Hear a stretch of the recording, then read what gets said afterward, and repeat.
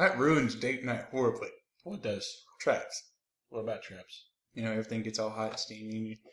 One thing leads to another, and bam, you're poked in the eye, and you're just like, what the hell is going on here? Oh, that kind of trap. Like Eddie Murphy's kind of trap. Wait, what? You don't remember he got arrested for sleeping with a dude that was dressed up as a woman?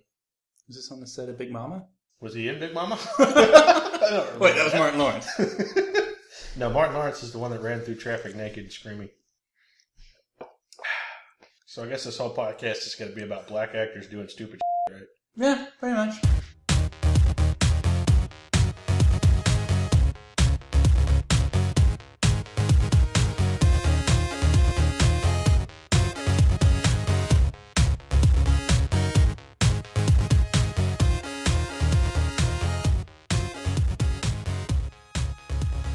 Welcome to Screw This Level. This is going to be a bi-weekly podcast about video games and pretty much whatever else we want to talk about. First thing we're going to do is video game news, and we're talking about the PlayStation 4. What do you think about this thing? It's supposed to have like a touchpad on the controller somewhere, I guess, where the selected start button should be, according to all the mock-ups I've seen of it. Any thoughts on this? Nothing good so far, but it's Sony.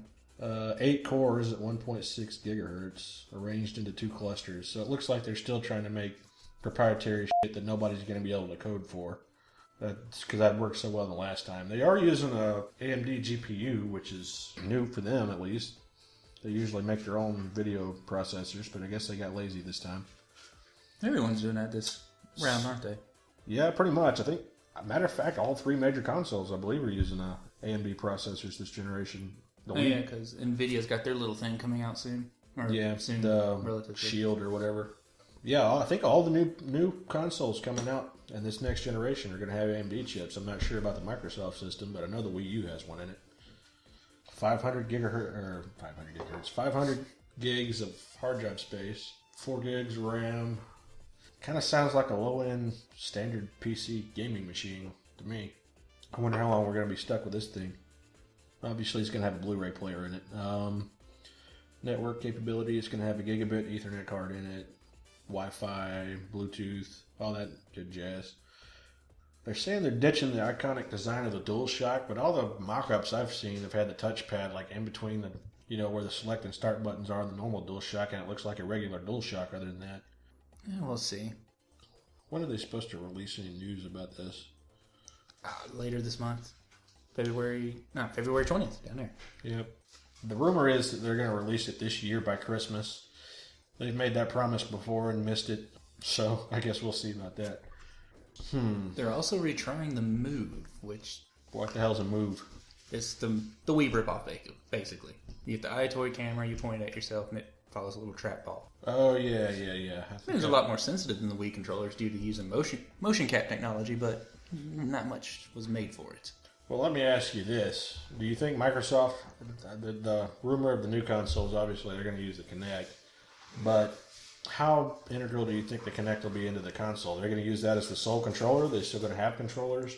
Super improvements sensitive to it? Or? It's supposed to be super sensitive to the point it'll actually be able to read finger movements and use them for gaming or whatever else they have planned. Because it works so well with Steel Battalion. Yeah, let's not talk about Steel Battalion. Let's talk about Steel Battalion. No. Quit shutting the hatch. So what you're saying is secondary controllers. Basically, you'll have the gamepad in your hands, controlling it with that, and doing stuff for the Kinect at the same time. Yeah, because I wouldn't. So it's not going to be any much different than it is now. Then, just more powerful hardware. Hopefully. We should really probably research this shit before we get on here and talk about it. Nah, it's half the appeal. Yeah. Anyway. THQ. Oh yeah, THQ. This is obviously old news by the time this podcast comes out, but THQ has folded and sold off all of their main licenses and their IPs.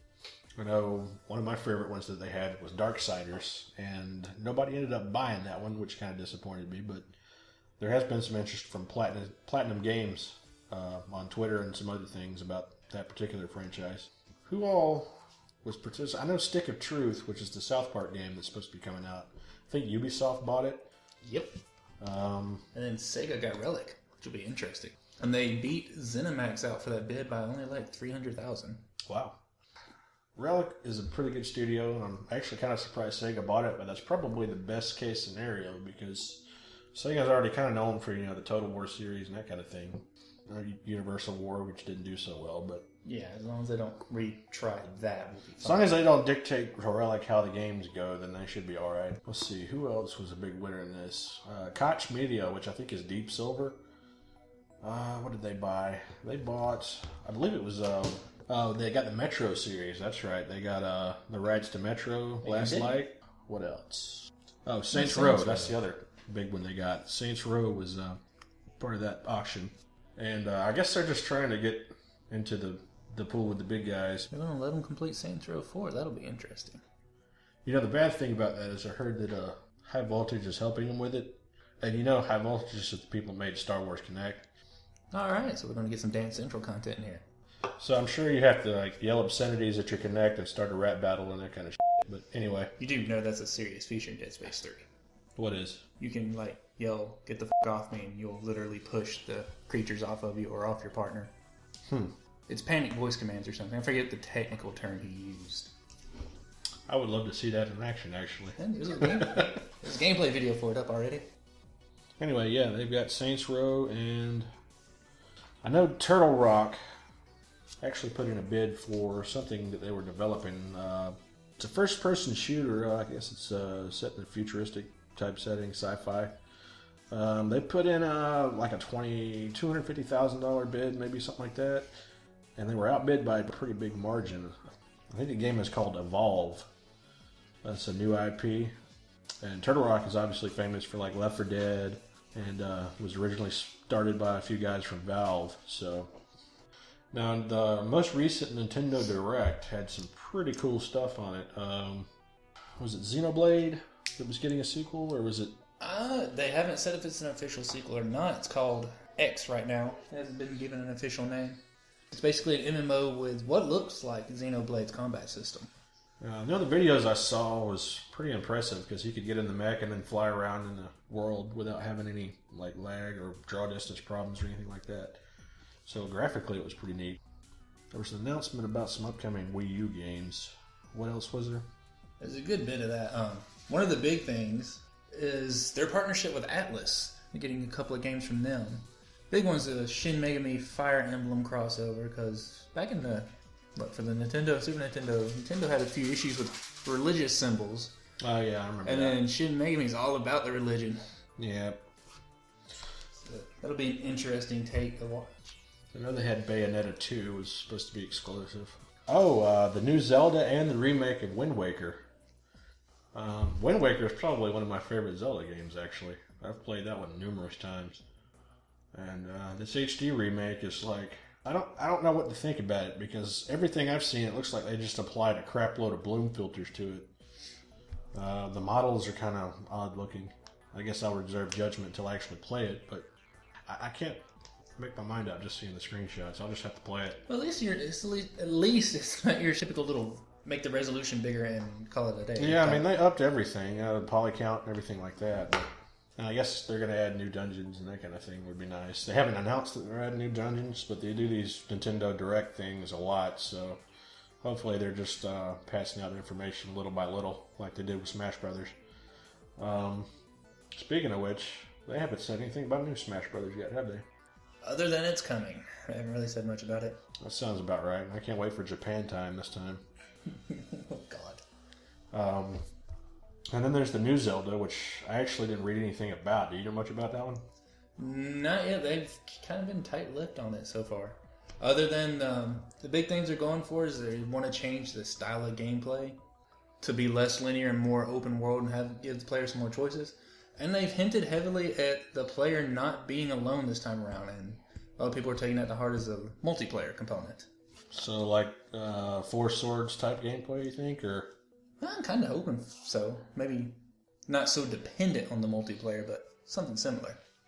One thing I've found that has annoyed me is there's no games. Well, how does the cooperation with the Wii U pads work? Can you use more than one Wii U pad at the same time? I don't believe so. I believe they're all strictly related to their parent console. Because the pads aren't even for sale yet. See, I think Nintendo's missed a huge boat here because they could have multiples. Because, I mean, if you remember, the Final Fantasy Crystal Chronicles games required like every single peripheral you could have to link your DS to your, or well, I think it was Game Boy Advance at the time, to your system. Kind of like Four Swords did. But I think they've missed a huge opportunity here to use multiple screens on different games for the Wii U. Which, I mean, I don't see why you wouldn't allow that. I guess there might be some bandwidth issues with it because obviously it's going to be streaming video to all the machines at the same time. But other than that, I think if they were going to introduce that pad, they should have figured out how to do a multi-user pad thing. Well, to dip into the rumor mill for a bit, back when they were dissecting the launch titles, some people found, I believe, code in Ninja Gaiden 3, some code to actually support 2 Wii U controllers for co-op play. Huh. So apparently the information's there. I'm pulling a little bit more up on my tablet here, and it seems there's coding on various games to support multiple pads. We'll just have to see what Nintendo has in store for that. Yeah, well, I mean, it's a new system, and we haven't figured everything about it, obviously, but I mean, as developers get more familiar with it, maybe they'll figure out a way to use that. I'm just really surprised that Nintendo didn't do it as part of like their own Nintendo Land or anything like that. I think that's about it for the news. Let's go into My Dad Works for Nintendo, the rumor mill. And, I mean, we've covered a little bit of the rumors already about the PS4 and about the Nintendo Direct type deal. Some of the more interesting rumors that I think I've seen recently are obviously there's several different renderings of the PS4's controller, and most of them I've seen have a standard DualShock controller, even though the execs are on record as saying it's going to be wildly different. I don't know when they're planning on releasing what the controller will look like, but my guess is we'll know at least by E3. And hopefully by E3 we'll also hear about the new Microsoft console coming out. Yeah, I imagine Microsoft wouldn't want to be left in the dust with all the announcements, so they're going to definitely announce something. Yeah, we'll see how that goes. This podcast is not like a fan of any particular console, so don't expect us to pull favorites. We do play a little bit on everything. We're not biased towards games, game types, anything like that. Well, I so am. Wait, what? Go ahead. I think. No, what'd you say? I'm kind of biased, but... Why are you biased? I'm just biased. You're just biased at everything? Yes. Oh, okay. He hates everything. It's a good view standpoint because you don't get your hopes up for anything. You just kind of let it go. That is true. You're immune to the hype machine. I'm more PC oriented myself, but I play everything. I mean, I have all 3 consoles. Anyway, there's also the rumblings of Kinect has some kind of thing that they revealed. I think it was at CES where they actually projected parts of the video game outside of the actual TV screen. I think what happened is they used a projector, like a standard, I guess, office projector or home theater projector. And they figured out how to code it to where, for instance, if you're walking through the snow in Call of Duty, it'll project like little snowflakes all in the living room, which is pretty cool. Why you would want to extend the screen past where your TV is not entirely certain. I guess racing games it might be useful. Otherwise, it's just going to have light all over your furniture and it's going to look all weird and distorted unless obviously your wall is blank. Just think of the application for horror games. But yeah, it looks like a pretty cool little feature. I don't know if it'll be part of the new 720, I guess is the name they're calling it right now. I think that's a little dumb to keep adding degrees to it, but hopefully we'll figure out more about that thing at E3 this year. This is actually shaping up to be a pretty good E3. Last year's was pretty disappointing. There's been not much innovation as far as that goes. I think and Nintendo announced, was it the Wii U that they announced last year at E3, or did they even bother doing that? They pretty much just gave more information on it. So this year's shaping up to be pretty good because we've got Sony's new console, the new Xbox, and all the new stuff that's supposed to be coming out for the Wii U. And we've actually got other stuff like Nvidia's supposed to reveal a little bit more about their Shield portable gaming system, which is looks like a controller with a screen welded to it that flaps open and closed, I guess. It's actually a pretty neat idea. It's running Android, I believe. So we'll see how that goes. And of course, yeah, there are the rumors that the PlayStation 4 is supposed to be releasing at the end of this year. I doubt it, mostly because we don't know anything about it, and we haven't seen anything even as far as controller designs. And typically, Sony takes 2 years after they announce something to release it. So we'll see how that goes. Sony using Valve time. Yeah, pretty much. When it's done. Anyway, this week in Terrible. Devil May Cry. Interesting game, decent game, horrible Devil May Cry game. I noticed like the acting was really bad in it, or not so much the acting as the voiceovers are just. Matter of fact, the story and the voices are just terrible. After seeing you play the first part of it, it's famous for the whole you scene. Oh yeah, that was a brilliant Shakespearean writing. Yeah, I feel someone's going to get an Oscar for that. You said it was. Is it a decent game? Because I've heard the gameplay is good.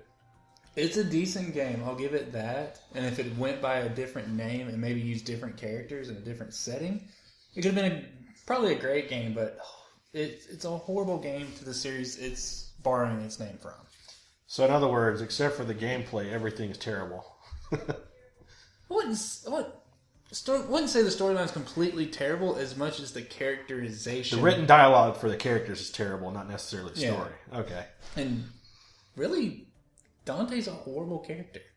Because literally every time they talk about something big in the storyline, Dante has to repeat it like he's a little bit slow in trying to get it together. Well, he does look like he would be. That whole edgy remake they have of him is kind of terrible, really. I guess they wanted the Linkin Park fan base. Anyway. The graphics look really good from what I've seen of you play it. It's an extremely pretty game, I'll give it that. I did notice there are a few glitch videos of one where he air comboed something up into the skybox, so there's obviously some glitches. They actually show you that in one of the loading screen demos. Really? Yes, how to do that. It's just if you take it to an exciting degree, you can just kind of float off into space. That's interesting. I have heard that the PC port of it was a really, really good port, which is unusual for Capcom, who is terrible at porting anything they have over to the PC. Yeah, pretty much. Yeah. It lived up to Devil May Cry in that regard, because Devil May Cry 4 was an excellent PC port. And, they've ported over things like Lost Planet. That was a bad one. Resident Evil 4 was probably the worst port of a video game. No mouse support. No mouse support on a friggin'... how do you do that? It's just terrible. That takes talent, sir. That takes talent to be that terrible. You can add a controller to it, right? Yes. I believe so. And I believe people have modded in mouse support, but you shouldn't have to mod in mouse support for a PC game that was made after the year 2000. Seriously. They've patched it a lot, but seriously, that should have been in at the beginning instead of having to patch it later. Along with half the graphics. Yeah, the graphics were pretty terrible. I think they were on par with the PS2, which is no excuse because the GameCube that was the version they ported over. Yeah, the GameCube version had already been out a while. So, there was really no excuse for the graphics to be that terrible.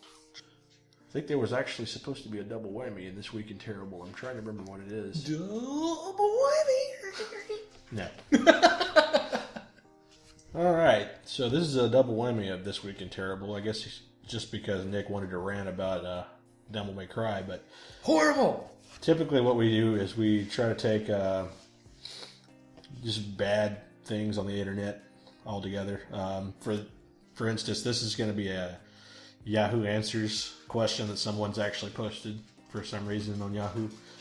How to make someone look inhuman, not real, in Photoshop, I guess. PLZZZ help. I used Photoshop, but I'm not professional in it, and recently I saw some photos of someone which was like Inhuman, but not exactly like 3D. Kind of. And kind of like mannequins in Cloth Shop. I tried to do the same thing in Photoshop, but I'm able to get that same result. If anyone knows the answer on how to do that, then PLZZ help me. And one more thing, did they use Photoshop for that or other software? What the mother of God is Cloth Shop? I guess he means a clothing shop. But he poses a question that takes an entire paragraph, and then he asks at the end of it, oh, and do they use Photoshop or do they use other software? And first off, I'm not sure exactly what the hell he's trying to do. I guess he's trying to, make a mannequin in Photoshop. I think he's trying to take a person and make them look mannequin-ish without making them look fake. like a mannequin on those old Navy commercials. I guess, well, not exactly, but kind of adding like the brake lines or lines where the limbs would move, in human flesh. Kind of like how an android in most modern sci-fi movies look. No, like where you can see the joints and that. Well, wouldn't that be like a marionette doll? That's what it is. Yeah, that would be more like a marionette than it would be a... Because the whole point of a mannequin is to be featureless, right? Pretty much. Because you want to display... You want to show off what it's wearing. Or what's on it. Or, Yeah. I buy my clothes at Walmart, so I don't really see mannequins anyway. Okay. I see them in my nightmares. You see them in your night. You've been watching Doctor Who again, haven't you? Yeah, we'll go with Doctor Who and not like Doctor Who, or this is not Doctor Who. This is not. Don't Google it. Is there seriously a porno of Doctor Who? You know what? Change your mind. Google it. Let's find out. Let's not do that. Okay. Anyway, this is the section we normally do the mailbag, but obviously since this is our first show, we don't have any mail yet. So if you want to email us any questions and have us read them on air and answer them, just email us at screwthislevel@gmail.com and we'll play them on the next show. We can't guarantee, obviously, that we'll read your questions specifically, but we'll do our best to see if we can get to as many as possible. All right. Is there anything else we need to do before we end the show? Need to figure out if this is real or not. You're Googling Doctor Who porn, aren't you? No. Yes. Good luck with that. Anyway, this is David. I'm busy here. I'm trying to find Doctor Who porn. And that was Nick. And we were Screw This Level. We'll see you next show.